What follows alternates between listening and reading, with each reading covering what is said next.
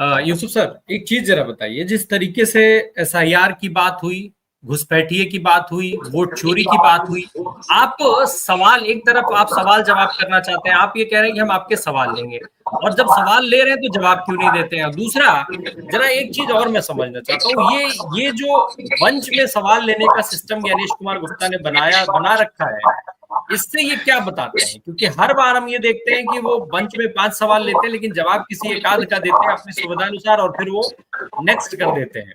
तो ज्ञानेश कुमार गुप्ता को क्या ये सारे विषय कवर नहीं कर लेने चाहिए थे जब वो बिहार की धरती पर थे? उनके पास एक बड़ा मौका था कि ये पूरा क्लैरिटी के साथ बता देते। एसआईआर की जरूरत से लेकर के सब कुछ जो आरोप लग रहे थे उसमें बहुत सारी चीजें क्लियर हो जाती। जी राम प्रकाश जी, बहुत शुक्रिया आपका।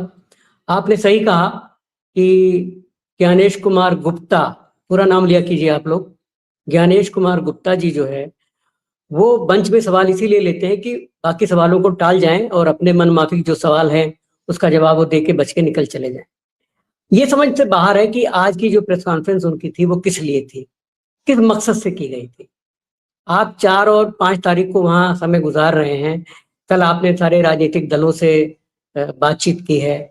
आपको आज हिंट देना चाहिए था कि हम डेट जो है वो ये टेंटेटिव डेट हो सकती है, अभी हम 1-2 दिन में दिल्ली जाकर इसको और फाइनलाइज करेंगे तब ऐलान करेंगे। आज जो उन्होंने बातें की हैं वो दरअसल एक लीपापोती है देश के मुख्य चुनाव आयुक्त की, जो तमाम आरोपों से घिरा है, जिसके ऊपर वोट चोरी का आरोप लगा है। हालांकि सबसे बड़ा वोट चोरी का इल्जाम या वोट चोर वो इनसे जो पहले के हैं मिस्टर राजीव कुमार, उनका बहुत बड़ा रोल रहा है, और इसकी आड़ में राजीव कुमार का नाम छिप गया है। लेकिन इसके जो कर्ता धर्ता हैं वो राजीव कुमार हैं, उसके बाद वो ट्रांसफर हुआ ज्ञानेश कुमार गुप्ता जी को, और ये सारा का सारा इन्होंने जो पंटाधार किया है दोनों ने मिलके, उसका नतीजा आज देश की जनता भुगत रही है। आप देखिए कि राहुल गांधी के आरोपों के बाद इन्होंने जितनी बयान दिए हैं, इन्होंने जितनी बातें की हैं मीडिया से या स्पेशल बाइट दी है, उसमें भी ये तमाम लिपापोती ही करते नजर आ रहे हैं। इनके पास किसी सवाल का कोई जवाब नहीं है। जैसे कि ढाका गांव का जो मामला आया था जिसमें 80,000 वोट पाए गए, साक्षात प्रमाण है वहां पर वोट चोरी का, उसके बारे में इनके पास कोई जवाब नहीं है।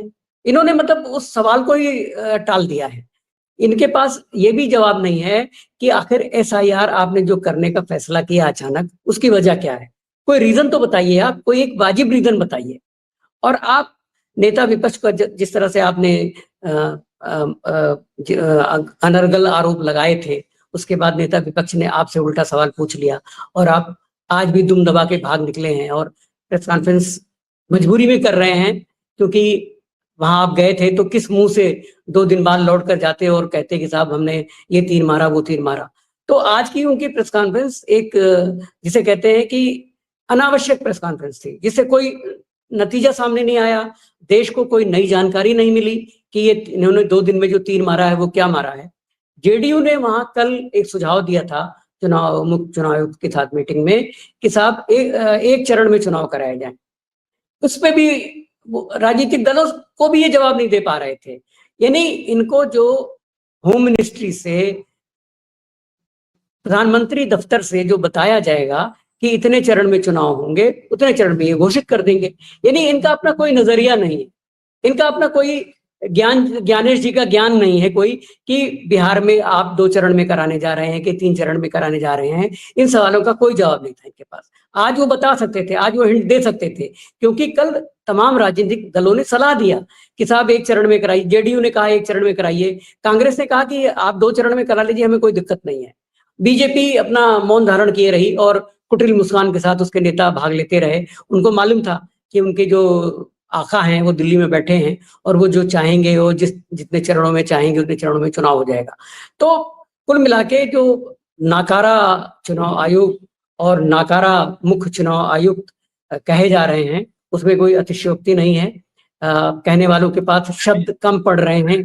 जी मैं राम प्रकाश सर एक चीज जी मेंशन करना चाहता हूँ। मैं दर्शकों को अपने जो है अपडेट कर दूं, जब ज्ञानेश कुमार गुप्ता से ये सवाल पूछा गया था कि सियासी दलों ने आपको सजेशन दिया है इलेक्शन एक फेज में 2 फेज में कराने की, किसी ने एक फेज में किसी ने, उसका जवाब जो ज्ञानेश गुप्ता ने दिया वो सुन लीजिए। बहुत सारे लोग वो बात कह रहे हैं जो यूसुफ सर ने कहा है अभी, उसका जवाब ज्ञानेश कॉन्स्टिट्यूएंसीज है ST 2 ST 38। नेक्स्ट, बिहार के विधानसभा की कालावधि 22 नवंबर तक समाप्त हो रही है और उसके पहले ही चुनाव संपन्न होंगे। इस पे इसका जो जवाब था ज्ञानेश कुमार गुप्ता का, उनका ये था कि इलेक्शन एक फेज में होंगे, 2 फेज में होंगे या 3 फेज में होंगे, ये हम आपको बता देंगे। यानी इलेक्शन दरवाजे पे खड़ा है और आज तक अभी कोई प्लानिंग नहीं है कि कब करना है। उसकी वजह है, 1-2 चीजें मैं जल्दी से करके फिर वापस आता हूँ आपको। भाजपा ने अभी आज ही एक शुरुआत की है, धनंजय सर उसमें बाकी अपडेट कर देंगे, जो भी अगर कहीं मैं इनकरेक्ट होऊंगा।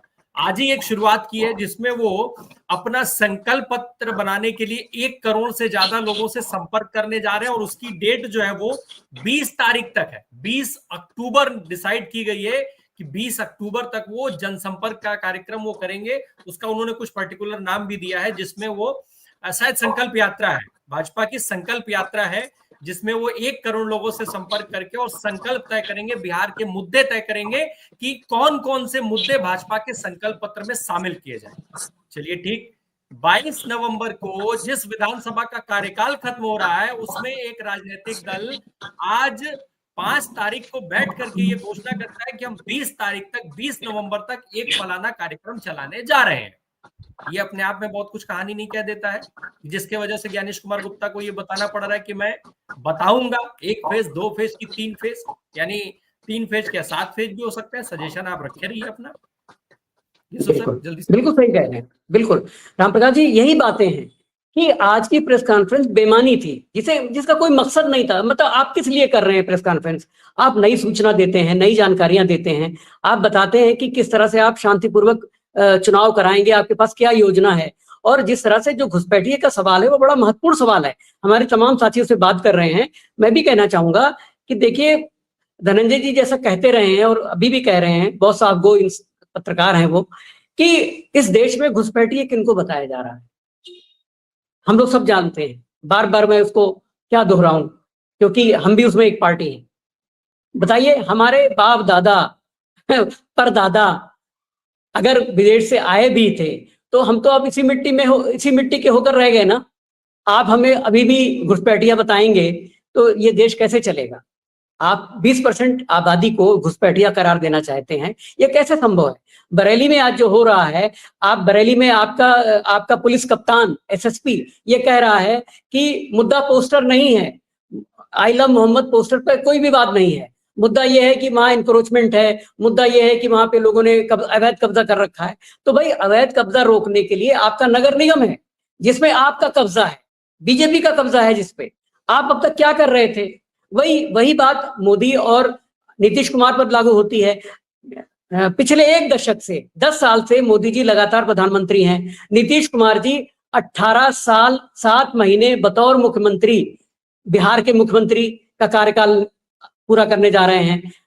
आपके पास क्या इससे पहले महिलाओं के लिए, युवकों के लिए कोई योजना नहीं थी जो आप इस टाइम पर, चुनाव के ऐन वक्त पर आप घोषित कर रहे हैं?